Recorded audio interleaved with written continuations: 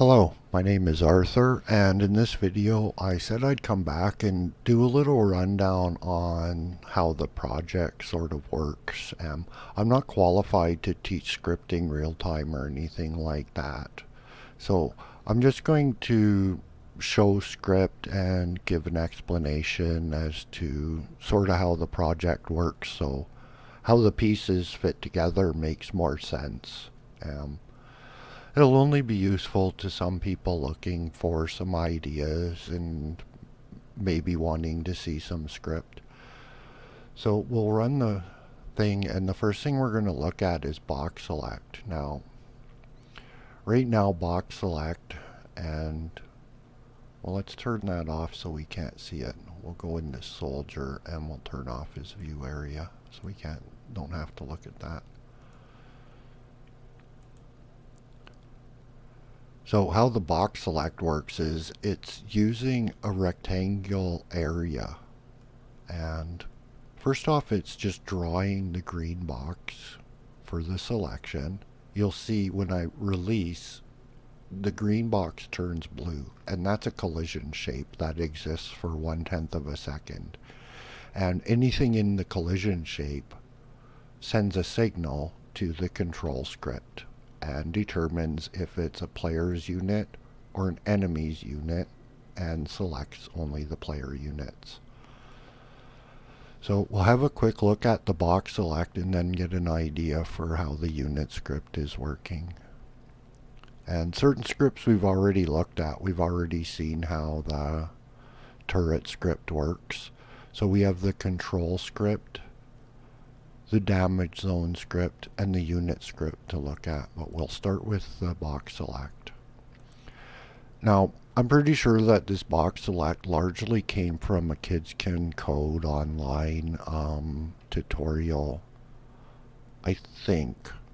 It was quite a while ago that I referenced that, and I've had this in a functioning script where I have developed it into doing much more than this script is able to do.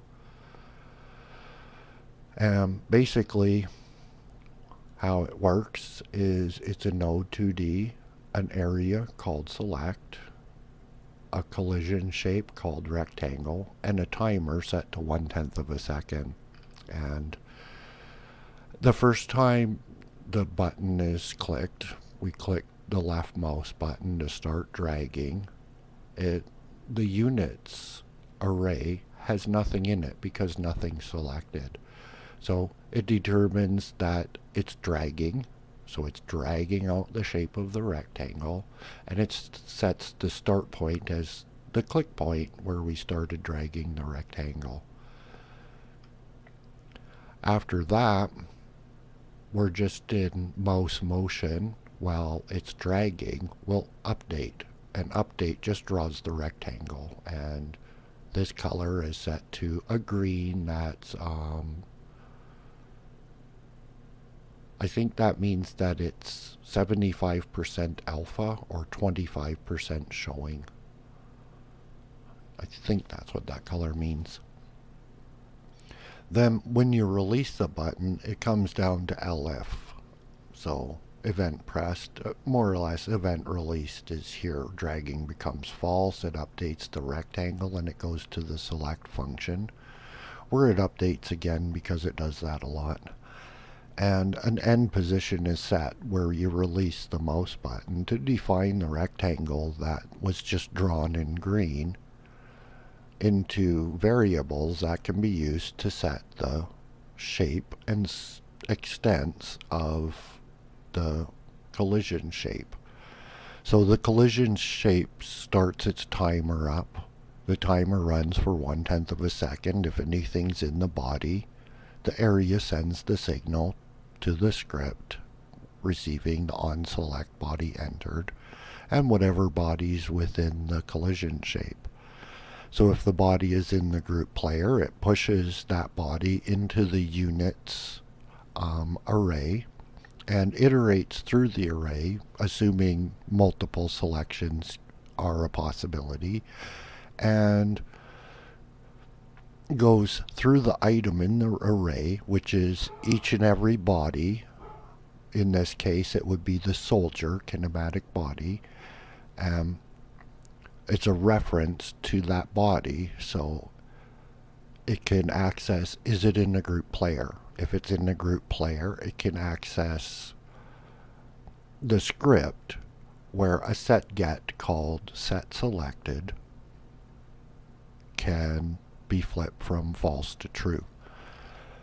Then there's the point where an item is selected, so the unit size is not equal to 0. It will iterate through, and basically that's when we've clicked the location we want the selected player to go to.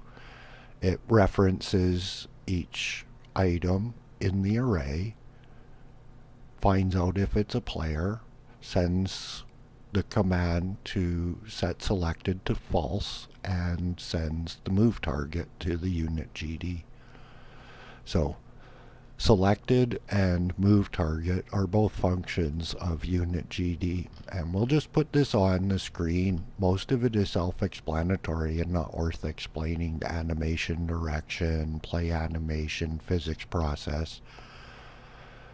How that works should be self-explanatory, and if it isn't, I'm the wrong person to explain it. You should be referencing different material that's more geared towards people who are learning scripting and can't understand what this says. Because I'm not really the person to teach this, and a fair amount of this came from Game Development Center. That's where I learned it, and I would refer you to listening to somebody who's more experienced at teaching script than I am. So the parts that come from the control script and the damage zone script are the set gets. So those are the ones to explain. We'll ignore shoot target for now because that comes from something we haven't looked at yet.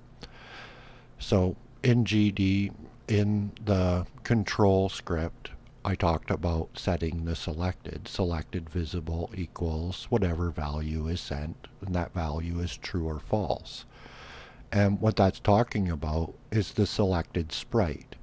So if we looked at that and turned on the selected sprite, it's the green circle. So that's set selected right there. That's what that means and what it does. And set move target is when it gives it a target to move to. So that tells the player, it sets its animation state to move because it now has a move target. And it will start moving in the direction of that target and determine an animation direction from the move target. So it goes get angle to target, and this is, the argument is passed to the function because this is also going to happen when a soldier character aims. It's going to receive a target to find a direction to aim in. So it's kind of used at more than one point. So the argument is sent as just target. So it may be move target or it may be shoot target. Anyways, it picks its direction and goes through its moving, or in the state it's pointing. If it has a shoot target, it's past the shoot target global position. So that's more or less how that functions, and really it explains pretty much the whole script except for how it gets the shoot target. Now shoot target happens inside of the soldier, and we'll look at how the soldier works. It's a non-body entered that will send the parent of whatever body enters the view area. So the view area can only, for the soldier, for a player unit, can only see damage zone areas of an enemy. And an enemy can see only the damage zone area of a player, because that's the way the layers are set up. So the tank is in the third layer, the player is in the second layer, and its collision shape exists in the first layer, which is the world for physical collisions.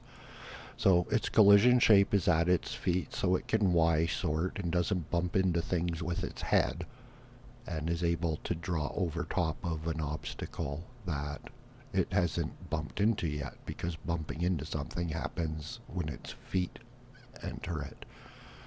So that helps with the Y sort aspect of things. The damage zone is an area drawn around the entire player, and the idea is the damage zone will exist in its own layer, and that would be where a bullet enters, because a bullet can't just hit him in the feet, so it needs a full body coverage to enter a bullet into.